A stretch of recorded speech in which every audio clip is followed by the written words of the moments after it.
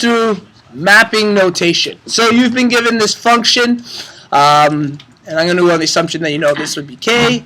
That's an a. What am I saying? A, k, d, and this would be c. So we've been given a d value and a c value, and we've been given our equations for mapping notation. We want to find what the a would be, assuming that there is an a value, and what the k would be, assuming there's a k value. Now, in order to do this, we need to make sure we can pull the c and the d out of the equation properly. What would the c value be here if I were to put it into mapping notation? 1 over 4. Pretty intuitive. It's exactly what you see. What would the d value be if I were to pull it out of this equation? That's right. It would be -4. It's the opposite of what's in there, just like that idea of everything under the umbrella is kind of the opposite of what we're doing. Okay? So, let's work with, I think the a, actually we'll work with the k first and then we'll do the a. So k deals with everything that's horizontal. So we're only looking at x values. So we have an old x value here. Let's use this one.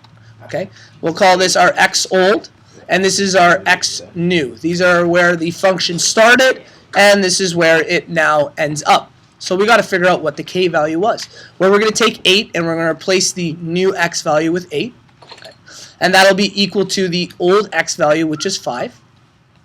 It's going to be divided by k, because k is still unknown.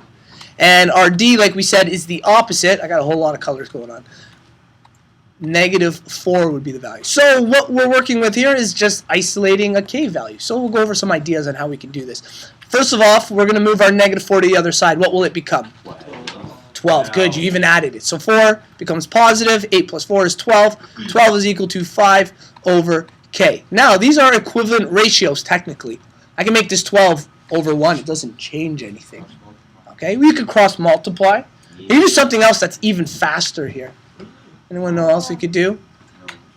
No? Okay. Do you guys remember sine law? I don't know if you remember what called sine law. In sine law, sine A over A equals sine B over B, and sine C over C. But I just want to focus on this idea. When you're taught this, you're also told that you can just flip everything, and it's still the exact same. And if you didn't know that, now you know that. Okay? So with that concept, we could just flip all of this and make our variable on top, which is a little easier for us to work with. It's still the same idea as, what's it called? Cross multiply. Okay? So we would have 1 over 12 is equal to k over 5. Okay? Same idea as cross multiplying. Now we just got to bring our 5 over, and we end up with 5 times 1 over 12, which is 5 over 12 is our k value. Okay? So that being k, let's work with our a value now. Our a value here, we have our y that's old. Yeah, we'll use green. And our y that's new. So we're going to plug it into this equation. Our new y value is 5 is equal to a is unknown. Our old y value is 8. So we'll multiply it by 8. And we're going to add positive 1 over 4. So it might be easiest if I change everything into a fraction.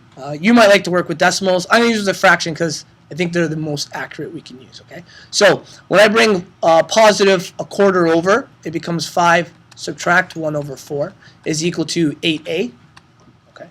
I need to change this into a common denominator. Anyone know what that fraction will read? 20 over 4. 20 over 4. Good. Subtract 1 over 4 is equal to 8a. This becomes 19 over 4 is equal to 8a. Now, here's the tricky part. I got to divide a fraction divided by a whole number. Does anyone know a quick way to do this?